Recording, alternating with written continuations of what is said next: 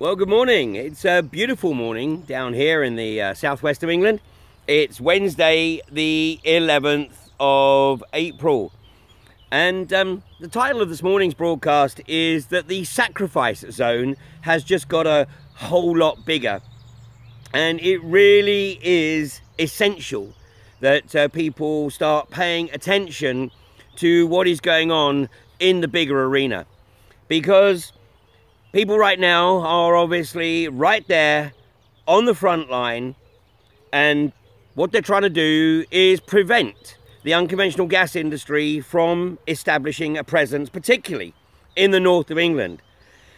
And right now, obviously, there's a lot of people over at Blackpool Football Club, where the inquiry as to whether or not the Lancashire County Council decision to block Quadrilla from establishing a second well site at Rossiter should be granted, or so the Lancashire County Council decision should be overturned. And of course, Saeed Javid has said that he is minded to overturn that decision. So obviously a lot depending on the outcome of this public inquiry. And of course, the other side, the Pennines, we've got iGas ready to get their bits in the ground at Misson Springs and Tinker Lane in North Nottinghamshire. But all of this will become almost an irrelevance if the hawks get their way. And you can't fail to have noticed that over the last few days, the proven extremely dangerous liars that are masquerading as political leaders in this country, particularly Theresa May, Boris Johnson, Gavin Williamson, the outrageous lies that they have perpetrated over the past month in an attempt to lay the blame at Russia's door for the alleged chemical attack on Sergei Skripal and his daughter. But as the stories that they have put out have simply fallen apart, of course, as is always the case, their lies have just had to get bigger and bigger and bigger. And at the weekend, we saw another attempt to lay blame at the Assad military using chemical weapons against the Syrian civilian population.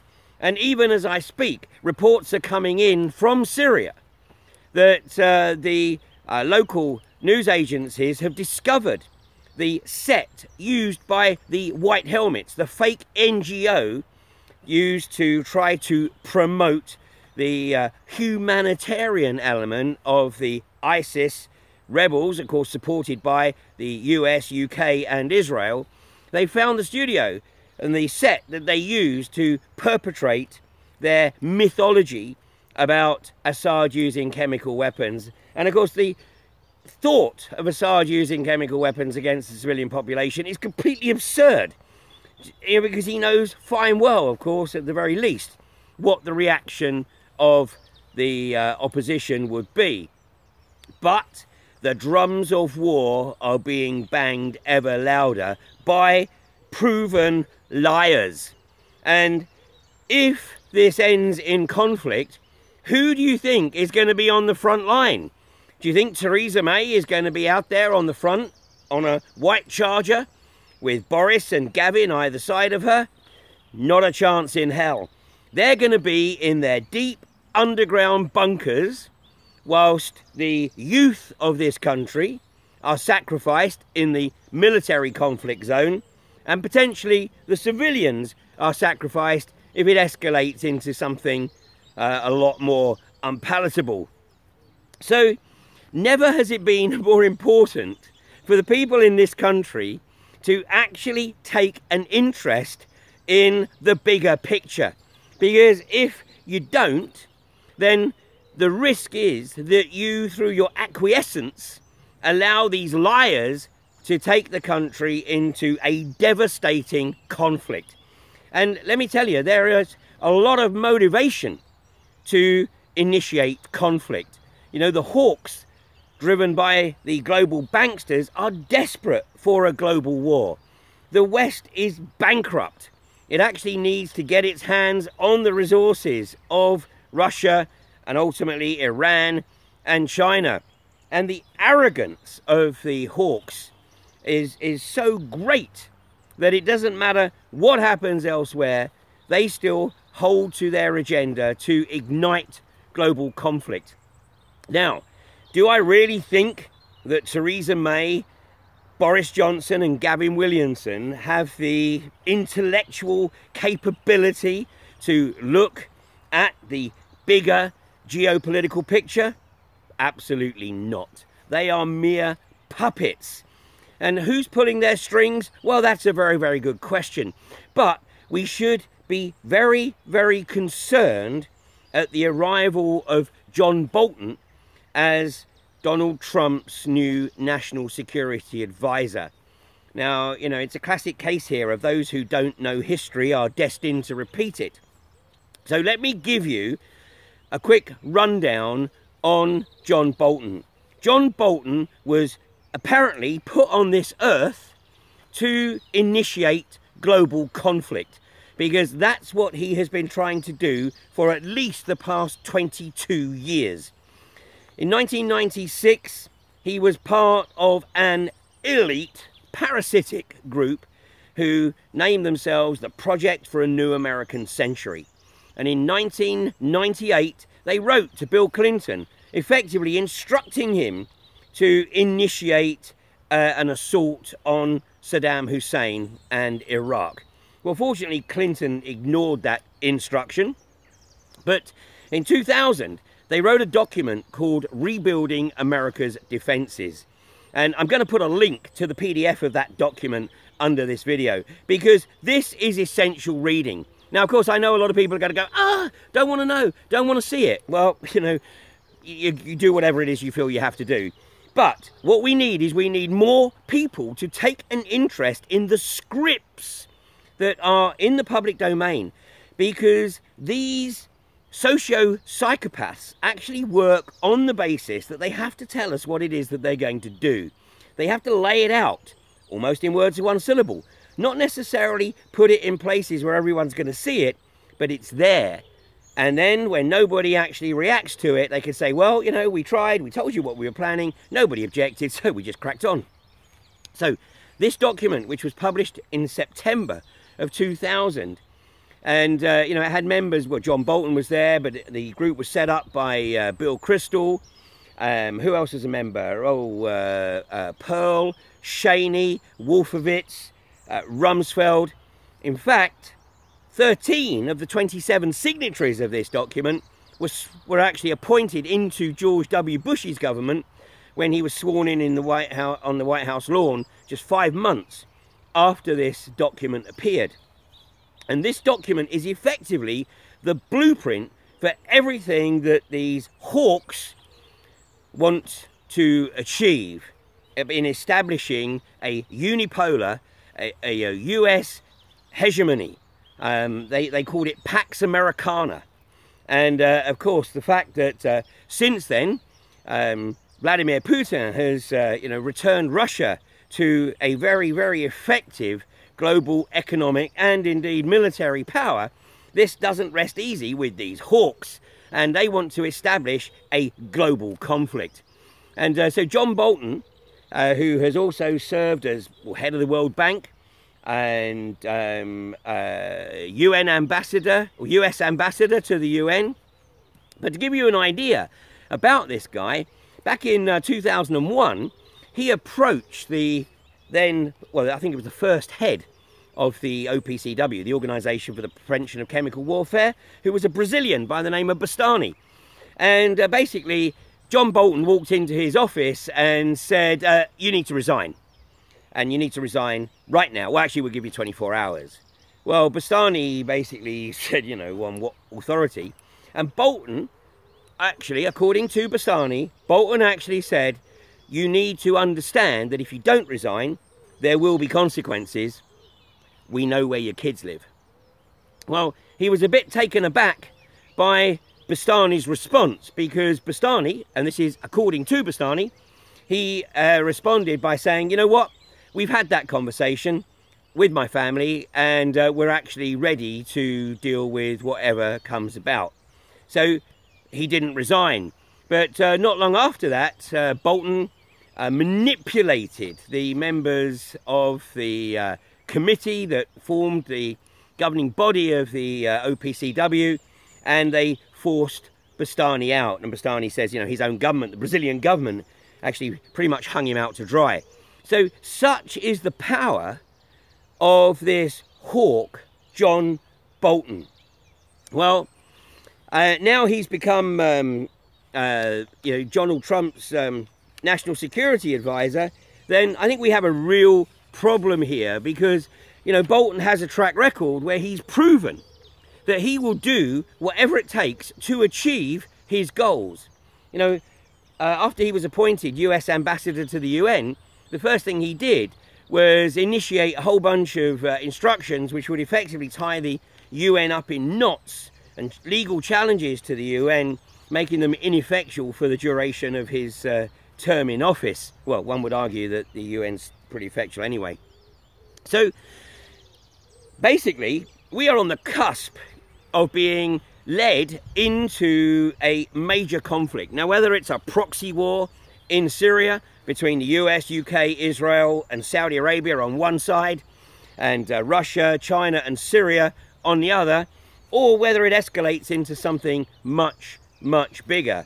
Now, there's certainly an element within the hawks that want it to go bigger, because they believe that the world is so grossly overpopulated, and particularly the West, and with the advent of artificial intelligence and automation and transhumanism, then, you know, basically there's not going to be the means, there's not going to be the employment available for people, and basically if people aren't able to work, then they're simply a drain on other resources. So their perverse mentality is such that they would like to see an opportunity that enables them to cull the population. And, you know, I know some people are going to say, no, here he goes again, this is just rampant conspiracy, which is why I'm going to start linking the documents. The scripts are out there for everybody to see. And the establishment works on the basis that most people don't have the time, even if they have the inclination, to actually look at these documents. And they will help by simply trying to label people such as myself as rampant conspiracy theorists. And they rely on people's willful ignorance not to look at the information for themselves, for fear of being tagged a conspiracy theorist. Well, ask yourself the question, who has the most to gain by trying to prevent people from doing their own research? Everything that I have ever put into the public domain has always been supported by documentation. Not necessarily documentation that you're going to see on the front page of the Sun or the Mail, but documentation that if you know what you're looking for, you will find. And when you find the people that are involved in a lot of the think tanks that have produced these documents, you start to realize that actually there is a force out there that does not have humanity's best interests at heart. And a lot of these people who align themselves with these forces do so on the basis of either fear or greed, or a combination of both. But, you know, there are very, very few people who have the gumption to stand up to them. You know, and when they do, well, I mean, look no further than David Kelly or Robin Cook or Princess Di. You know, just take a look at what happens to those people who have the audacity to have been in positions of authority and then turn on their paymasters. Well, you know, the time has come for humanity to actually step up to the plate and challenge this agenda, because it's accelerating at a phenomenal rate of knots. And I put out a post yesterday and tweeted out yesterday that basically, unless MPs are encouraged to do their own research and told by their constituents that they will be committing a war crime if they support any call by Theresa May, Boris Johnson, Gavin Williamson, whomever, to initiate an attack on Syria. And of course, you know, the arch sociopath, the most disgusting war criminal that Britain has produced in recent times, Tony Blair, has even had the audacity to say, well, actually, if it's just an aerial assault, then, you know, Theresa doesn't actually have to take it to Parliament. You know, that guy should be in The Hague, should be in the dock. But, you know, he's very, very well protected because he has served the agenda of those who perversely believe themselves to be the rightful rulers of a planetary fiefdom. So nobody, I know nobody in this country actually trusts the guy. Nobody respects the guy. You know, he's a legend in his own lunchtime. But nonetheless, you know, he's getting the media coverage and sowing the seeds that basically, Theresa, you can go launch an attack on Assad. Hey, don't worry about it. You don't have to take any vote in Parliament. Well, Theresa, if you do that, you'll be committing a war crime. But if you take anything to Parliament, and any MP who votes for an attack on Assad, and we've been here before, just 5 years ago, of course, when David Cameron did exactly the same, without any evidence. And here we go again, there is no evidence. And in fact, once again, the evidence would suggest a contrary account of what actually occurred. And the reason it's so important for people to start taking an interest in what's occurring is because if you're in the anti-fracking community, if conflict kicks off, don't think for 1 minute that the government won't enforce the Civil Liberties Act and effectively completely shut down. The Civil Liberties Act is anything but. It's an act that effectively removes all civil liberties because the country is in effectively a state of emergency or a state of war. And so any kind of opposition to the quest to establish an onshore oil and gas industry will immediately be shut down brutally. You know, the troops would be put on the streets. So, you know, this is a very, very important juncture in not just the history of Britain, but in the history of the world. And the politicians are assuming that everyone's just going to do what they do. Get on the train, pick up the paper, go, oh dear, what a shame. Lucky it doesn't involve us. Well, it is going to involve you, especially if you or your children or your grandchildren are between the ages of, what, 16 and 35. You know, they are going to be the first to be called up into any military conflict. And they're going to be pumped full of vaccines, supposedly to protect them against any chemical warfare. And then we're going to see another repeat of Gulf War syndrome and all the fallout that the military had to endure as a result of those vaccines back in 1991. And of course, you know, the number of suicides amongst the men that come out of the military because of the horrendous experiences they've seen, that will be an ongoing legacy. And this is what the likes of Theresa May, Boris Johnson and Gavin Williamson are potentially condemning this country to. And if you have any interest in global justice, then one, you will start to take an interest in what's occurring on the bigger picture. And if you have any interest in protecting the well-being of your family, then you will be walking down to your MP's office. You will be getting onto their Twitter account. You will be getting onto their email account. And you will be letting them know that they will be committing a war crime unless they shut down the hawks, the puppet hawks of Theresa May, Boris Johnson and Gavin Williamson. And, you know, we can expect to see John Bolton in the media now on an increasing basis. And, you know, he's going to be ramping up the calls for war just as he's done for the last 22 years. And they know, the establishment know, that more and more people are waking up to this, which is why they're trying to rush out the Technotronic control grid. And I know I've referenced Zbigniew Brzezinski before, but I'm going to give you the direct quote from his book, Between Two Ages, the Technotronic Era. And if I can find the PDF link, I'll put that under the video as well. Because what you need to remember is that this was written in 1969. and it basically paraphrases what was written in 1932 by Marion King Hubbard and Howard Scott in their document Technocracy Inc. So here's the quote, and then think about what's happening with the rollout of 5G.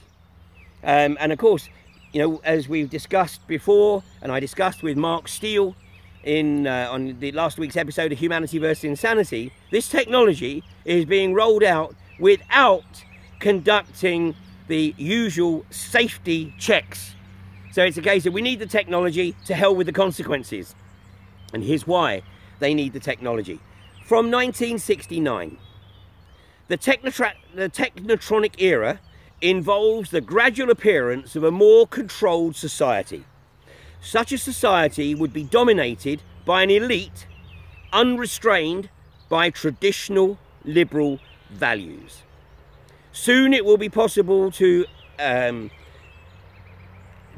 assert almost continuous surveillance over every citizen and maintain up-to-date complete files containing even the most personal information about the citizen. These files will be subject to instantaneous retrieval by the authorities. Now, you can argue that you know, they're already well on the way there with the use of smartphones and, you know, tracking on the internet. But this 5G takes it to a whole new level, and 5G is due to be rolled out in 2020. So I can't think of any time in my life, with the possible exception of the Cuban Missile Crisis, but I was a bit too young at the time. I think I was about 4 years old, 5 years old maybe. So I was a bit too young at the time, but I do remember the fear in the eyes of those around me. But they didn't have access to the information that we have access to today. And of course that was averted thanks to, well, depending on who you believe, but you know, thanks to some of the players involved realizing that basically they were taking the world to the cusp of Armageddon. Sadly, the likes of socio-psychopaths like John Bolton will not be satisfied until they've done just that. Whether or not we're still able to do what we do today within a few months or within a few years absolutely depends on everyone in this country, and of course in the US and elsewhere, getting in the faces of their elected representatives and letting them know that global conflict will not be initiated in their name. They will not participate, and they will do everything they possibly can to expose the lies and the deceit of those who claim to be the leaders of civil society. Well, I'll be back tomorrow. Meanwhile, good luck to the people up in Blackpool Football Club. But, you know, take some time, maybe this evening, after you've been to the hearing today, to take a look at what's occurring and realise that, you know, it's really important right now to up our game. I'll catch you tomorrow.